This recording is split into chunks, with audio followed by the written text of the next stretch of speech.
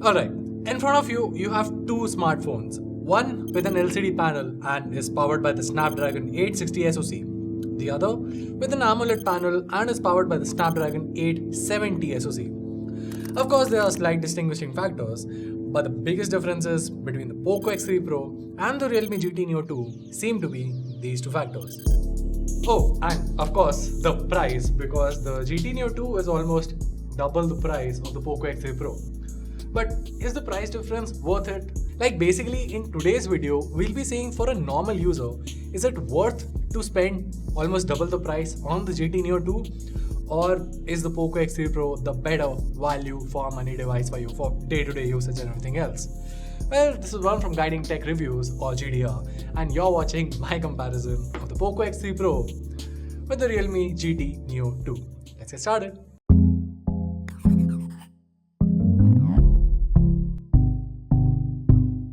Okay, so kicking things off, let's talk about the design here.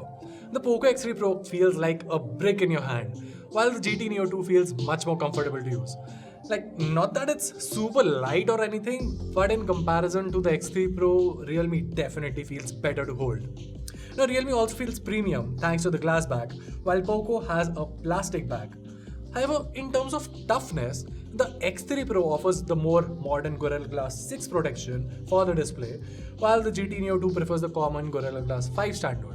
POCO is also rated for IP53 protection against dust and water splashes, while we don't see any such rating on the more expensive GT Neo 2. Now, as far as features go, the X3 Pro also has the old but still gold 3.5 headphone jack, along with an IR blaster, while the GT Neo 2 compromises on both of these factors. POCO has the side-mounted fingerprint scanner that is also faster, but I am pretty sure that there are folks out there who prefer the modern in-display scanners on the GT Neo 2. So there's that. So yeah, in a nutshell, the Realme GT Neo 2 definitely has a more flamboyant design that you would love to flaunt in front of your friends, while on the other hand, the POCO X3 Pro has a much more practical design. Now moving along, we have the display, and it's clearly Realme's game here. The AMOLED panel is an absolute beauty to look at use, and the colors just look so vibrant on it. Not to forget the fact that this thing can get super bright, so even outdoor legibility isn't an issue. As for the POCO X3 Pro, it's about as good as an LCD panel gets, with HDR10 and good colors too, but the panel really can't compete with Realme in terms of brightness levels. That being said, they're both 120Hz refresh rate panels, and if you've never used AMOLED before or are on a budget, the POCO X3 Pro's display does not really disappoint. Next up, let's talk about performance. Snapdragon 860 versus Snapdragon 870. How much of a difference are we really talking about in numbers? As far as benchmarks go, the GT Neo 2 absolutely owns the POCO X3 Pro. With that being said, it's not a lost battle for the X3 Pro. See, when you're gaming, both the phones are able to run games like Call of Duty and BGMI in the same settings. Both the phones manage the thermals well enough even after sustained usage. So while the devices do get warm, they aren't really hot that you can't use the phone any longer. Like, okay, here's an interesting discovery. So in the CPU throttling test, the Realme GT Neo 2 throttled to 88% of its max performance in a 15-minute test, while the POCO X3 Pro throttled a whopping 57% of its peak performance.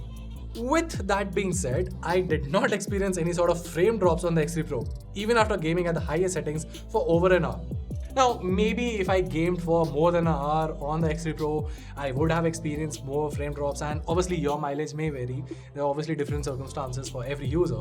But I reckon that for the price that you're paying on this thing, the experience is not that bad. I mean, it's not that far off behind as the Realme GT Neo 2. And I mean, this is just pure benchmarks or like basically high-end dedicated usage like gaming and high-intensity tasks. But for a day-to-day usage phone, they're both equally good. I experienced zero lags whatsoever, smooth animations everywhere, and they both handle multitasking with ease.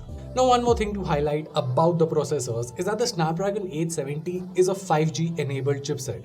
Now, this also makes the GT Neo 2 a more future-proof device than the POCO X3 Pro. Now, it might not matter to everyone, especially if you take the price into consideration, but if you do want a 5G smartphone, the GT Neo 2 is the one to go with. Alright, so how do the cameras fare on both these phones? Well, on paper, the GT Neo 2 does have the 64MP sensor compared to the 48MP shooter on the X3 Pro, while the latter has a bigger selfie shooter upfront in comparison. Now, in daylight shots, the Realme GT Neo 2 has better color reproduction and sharper images, largely due to the bigger sensor.